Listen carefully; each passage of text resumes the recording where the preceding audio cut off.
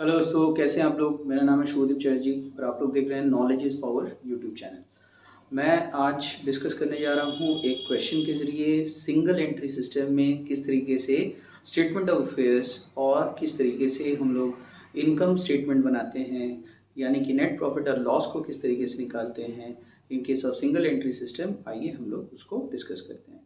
तो before we begin मैं आप लोगों को एक छोटा सा चीज़ बताना चाहता हूँ कि सिंगल एंट्री सिस्टम एक ऐसा सिस्टम है जहाँ पे आपको इनकम्प्लीट रिकॉर्ड से आपको अकाउंट्स कंप्लीट करना रहता है। यानी कि हो सकता है, एज्यूम करिए कि किसी एक पर्टिकुलर बिजनेस में ठीक है, बिजनेस के गोडाउन में आग लग गया और उसकी वजह से बहुत सारा अकाउंटिंग रिकॉर्ड्स नष्ट हो गया। तो जब अकाउंटिंग रिकॉर्ड्स बहुत सारा नष्ट हो गया, वैसे हालात में आपको यहाँ पे बनाना रहेगा एक कंप्लीट स्टेटमेंट, एक कंप्लीट बैलेंस शीट, एक कंप्लीट नेट प्रॉफिट और लॉस को आपको फाइंड आउट करना रहेगा। तो आपके पास डिटेल्ड अकाउंट्स यहाँ पे अवेलेबल नहीं है, इनकम्प्लीट रिकॉर्ड्स है। ऐसे हालात में आप जब अकाउंट्स बनाते हो तो that is called as single entry system. ये सिस्टम उस केस में भी काम आता है जहाँ पे एक व्यक्ति का बिजनेस बहुत ही मतलब छोटा स्केल में है, बहुत ही स्मॉल साइज का बिजनेस स्ट्रक्चर है उसका, तो वो डिटेल्ड अकाउंटिंग उसके लिए पॉसिबल नहीं है। ठीक है, तो उस केस में भी हम लोग यहाँ पे सिंगल एंट्री सिस्टम के ज़रिए हम लोग अकाउंट्स को कंप्लीट कर सकते हैं। मैं आप लोगों को ये भी बताना चाहता हूँ कि it's not a scientific system, ये बहुत ज़्यादा साइंटिफिक सिस्टम तो नहीं है, but it is a shortcut. ये एक तरह का शॉर्टकट है, इससे आसानी से आप अकाउंट्स को तैयार कर सकते हो। तो आइए हम लोग बिना कोई वक्त गवाए अब हम लोग एक क्वेश्चन को मैं आपके सामने रीड करके सुना रहा हूँ। दोस्तों, मैं जो क्वेश्चन आपके सामने मैं रीड करने जा रहा हूँ, ये क्वेश्चन है क्वेश्चन नंबर 2। मैं जिस बुक से रीड कर रहा हूँ, जिस बुक का क्वेश्चन मैं इसको सॉल्व कर रहा हूँ, ये है financial accounting by Rajiv Bansal's SPPD। ये बीकॉम का सेमेस्टर 2 का ये एक बुक है, ठीक है, स्ट्रक्चर है। और मैं इस बुक से एक क्वेश्चन बना करके मैं दिखाने वाला हूँ। तो मैं शुरू कर रहा हूँ इस क्वेश्चन को। क्वेश्चन का जो हेडिंग है वो है असर्टेनमेंट ऑफ प्रॉफिट और loss after preparing statement of affairs. Question number 2, calculate profit और loss under single entry system. Opening capital 1 जनवरी 2018 नहीं दिया हुआ है, फाइंड आउट करना है। 31 दिसंबर 2018 को भी वो क्लोजिंग कैपिटल जो है वो नहीं दिया हुआ है, उसको भी आपको फाइंड आउट करना है। डेटर्स दिया हुआ है, जो ओपनिंग डेटर्स है वो है 10,000, जो क्लोजिंग डेटर्स है वो है 11,000। मैं अब जो भी फिगर्स पढ़ने जा रहा हूँ, जो पहला वाला फिगर होगा वो 1 जनवरी 2018 को रिप्रेजेंट कर रहा होगा, और जो सेकंड वाला फिगर होगा वो 31 दिसंबर 2018 के लिए होगा। डेटर्स के बाद है बिल्स रिसीवेबल, वो है 5,000 और 2,000। Prepaid expenses 1,000 and 400, cash 600 and 300, creditors 3,000 and 1,000, bills payable 500 and 300, unpaid expenses 700 and 200। आपको यहाँ पे कैलकुलेट करना है प्रॉफिट और loss for the year by preparing the statement of affairs. और ये देखते हैं कैसे इसको तैयार किया जाता है।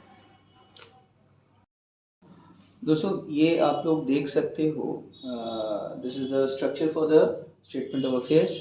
स्टेटमेंट ऑफ अफेयर्स काफ़ी हद तक दोस्तों बैलेंस शीट के जैसे दिखता है। यहाँ पे भी just like a balance sheet, एक साइड एसेट्स होता है तो दूसरा साइड लायबिलिटीज़ होता है।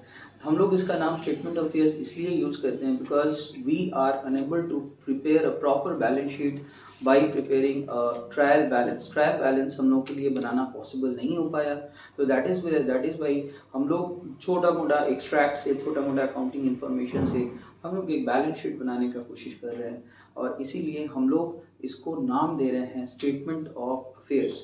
ठीक है, तो देखते हैं इस चीज़ को। यहाँ पे देखिए लाइबिलिटीज़ है जस्ट लाइक बैलेंस शीट, यहाँ पे एसेट्स होगा। मैं दो अलग अलग ईयर का एक साथ में बना रहा हूँ, तो इसलिए मैं डबल कॉलम बनाया हूँ। एक है 1 जनवरी 2018 को और दूसरा है 31 दिसंबर 2018 को। मैंने क्या किया, जो जो एसेट्स है उसको लाइन से मैं उसको नोट डाउन कर लिया, और जो जो क्वेश्चन में जो जो फिगर्स दिया हुआ था वो भी मैंने नोट डाउन किया। डेटर्स था 10,000 11,000, बिल्स रिसीवेबल था 5,000 एंड 2,000, प्रीपेड एक्सपेंसेस था 1,000 और 400, कैश था 600 एंड 300। अब मैंने टोटल किया सारे एसेट्स का, 10,000 प्लस 5,000 15,000 15,000 प्लस 1,000 16,000, 16,000 प्लस 600 16,600 मेरा बैलेंस शीट का टोटल आया। जबकि क्लोजिंग बैलेंस शीट में 11,000 प्लस 2,000 13,000, 13,000 प्लस 400 और 300 700, 13,000 प्लस 700 टोटल आ गया 13,700। अब मैं लायबिलिटी साइड में गया। लायबिलिटी साइड में मेरे पास क्रेडिटर्स है, बिल्स पेएबल है, अनपेड एक्सपेंसेस है। क्रेडिटर्स है 3,000 और 1,000, बिल्स पेएबल है 500 एंड 300, अनपेड एक्सपेंसेस है 700 और 200। मैंने इनको प्लस किया 3,000 plus 500 plus 700, that is 3,000 plus 500 3,500, 3,500 और 700 4,200 4,200। तो अगर हम लोग 16,600 में से 4,200 इन सब का सम टोटल को माइनस करते हैं तो मेरे पास डिफरेंस आता है 12,400। मैं ये जो 12,400 है इसको एज अ बैलेंसिंग फिगर ले रहा हूँ और इसका नाम दे रहा हूँ capital. This is the capital figure which has been calculated by deducting the liabilities from the assets from the total of the assets. अब एग्जैक्टली सेम तरीके से मैं क्लोजिंग बैलेंस शीट के केस में भी कर रहा हूँ। 13,700 में से 1,000 क्रेडिटर्स का, 300 बिल्स पेएबल का और 200 अनपेड एक्सपेंसेस का मैं माइनस कर रहा हूँ। तो 1,000 और 300 1,300, 1,300 और 200 1,500, 1,500 अगर मैं 13,700 से माइनस करूँगा तो मेरा डिफरेंस आ रहा है 12,200। ये जो 12,200 है ये भी कैपिटल है and this has been calculated as a balancing figure. Balancing figure का मतलब हम लोग माइनस करके इसको निकाल रहे हैं। तो अब हमारे पास ओपनिंग कैपिटल और closing capital statement of affairs के जरिए निकल गए हैं। अब हम लोग डायरेक्टली एक फॉर्मेट बनाएंगे और इस फॉर्मेट के जरिए सीखेंगे कि किस तरीके से हम लोग बना पाएंगे स्टेटमेंट शोइंग नेट प्रॉफिट और लॉस। ये जो फॉर्मेट है ये सिंगल एंट्री सिस्टम में बहुत ज़्यादा यूज़ होता है, बहुत पॉपुलर है। तो आप लोग इसको अच्छे से लर्न कर लो, अच्छे से याद कर लो। तो सबसे पहले इस फॉर्मेट में क्लोजिंग कैपिटल लेते हैं। क्लोजिंग कैपिटल ईयर के एंड का कैपिटल होता है दोस्तों। जैसे कि यहाँ पे आप लोग 12,200 देख सकते हो, this is the closing capital. तो ये 12,200 मेरा क्लोजिंग कैपिटल है। इसके साथ ड्राइंग्स को आपको ऐड करना पड़ेगा। ड्राइंग्स वो अमाउंट को कहा जाता है जो प्रोप्राइटर क्या करता है अपने खुद के यूज़ के लिए, अपने पर्सनल यूज़ के लिए वो अपने बिजनेस से या तो कैश या स्टॉक के फॉर्म में निकाल लेता है, विदड्रॉ करता है। तो that is called as drawings. तो ड्राइंग्स को अगर आप क्लोजिंग कैपिटल के साथ ऐड करोगे तो उस टोटल से आपको माइनस करना पड़ेगा ओपनिंग कैपिटल। ओपनिंग कैपिटल दोस्तों ईयर के स्टार्टिंग वाला कैपिटल होता है। तो ईयर के स्टार्टिंग वाला कैपिटल हम लोग निकाल चुके हैं 12,400 और इसके साथ आपको एक और चीज़ माइनस करना है, that is new capital introduced during the year. अगर प्रोप्राइटर को लग रहा होगा कि उसको और ज़्यादा एक्स्ट्रा पैसे का ज़रूरत पड़ सकता है बिजनेस में तो वो ड्यूरिंग द ईयर के बीच में वो और ज़्यादा कैपिटल बिजनेस में इन्वेस्ट कर सकता है। तो इस चीज़ को हम लोग बोलते हैं न्यू कैपिटल इंट्रोड्यूस्ड।